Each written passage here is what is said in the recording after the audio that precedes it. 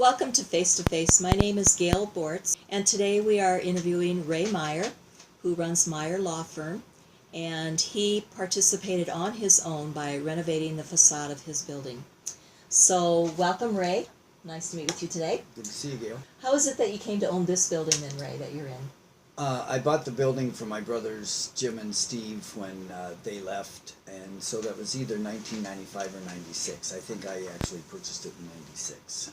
Okay, all right. I know that several businesses on the square have participated in the facade grant to updo the fronts of their buildings, and you did not participate in the facade grant, but you chose to go ahead and do it yourself. What was kind of your motivation for giving your business a new look? Yeah, I had actually thought about it really before the work started on the facade grant, because I had wood shingles on the front of the building, and I think actually my father, when he did that in the late 1960s, was the first one to put wood shingles on the front, because it was all sort of a trendy thing at that point. But so it wasn't an awning like the others, but it was just shingles up the side. And over time, the shingles would wear out, and a couple times I had to put, particularly the top two rows, they would just deteriorate, and so I would have to replace those. And I was at the point where I was going to have to do that again, and I thought, well, maybe I'll just do something different now, and so that's really what motivated me. Okay, yeah, that's great. That's great. Why do you think that it's important for our district right now to be doing, kind of a major overhaul of all the buildings and that? Why do you think it's important at this day and age? Well, I just think a lot of the buildings are well, aside from just condition, are sort of dated in a way, not a historic way, but more dated in a way that makes you think more of the 1970s, say, or 1960s, where you'll see a number of cities like that, where their larger buildings are a time that's not really a timeless time, but it's a very dated look. And so I think it's just good to do that, in addition to just improving the condition. Mm-hmm. Great, great. What do you like best about your new look then?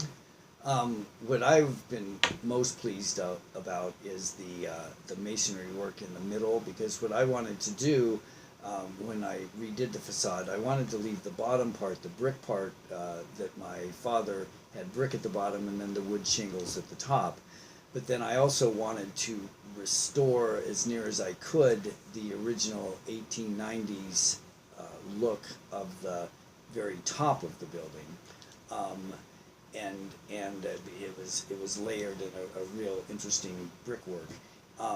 My question was what to do with the middle section, because the original building had the brickwork at the top and then just windows below that. And since I wanted to leave the bottom brickwork the way my father had it, I didn't want to have new windows the way they were, and really that wouldn't have been appropriate for a law office anyway, to have all windows like that, I don't think. On the square here.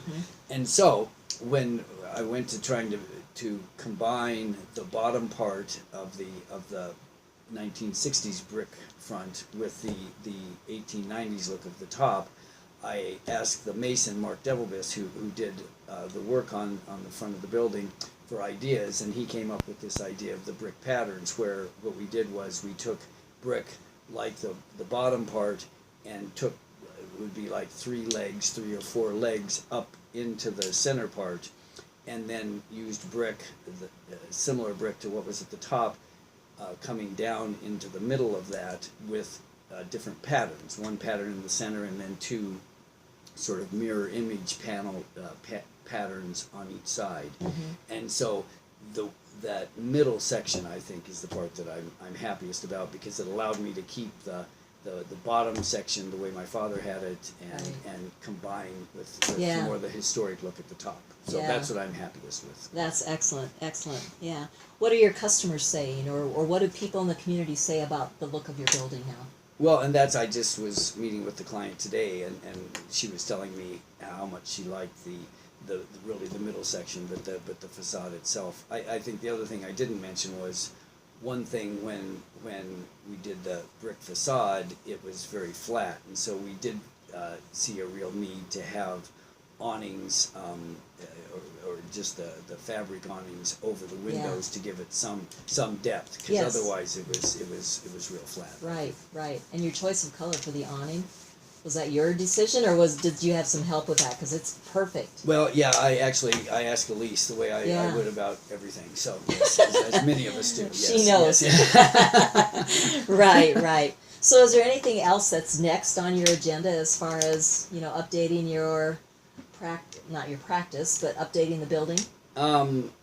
Well, the next big project that we would need would be sort of more interior. What I'd like to be able to do is do something with the actual waiting area, because there's a false ceiling the way it is here, but throughout, and there is an interesting ceiling up above it. I don't know that with the heating and air conditioning vents that would be possible, but that would probably be the next thing. I think it would be a big project to try to remove, to change all the paneling to drywall and that. But that would be another thing. But the next step really could be the waiting room. Yeah, yeah. Okay.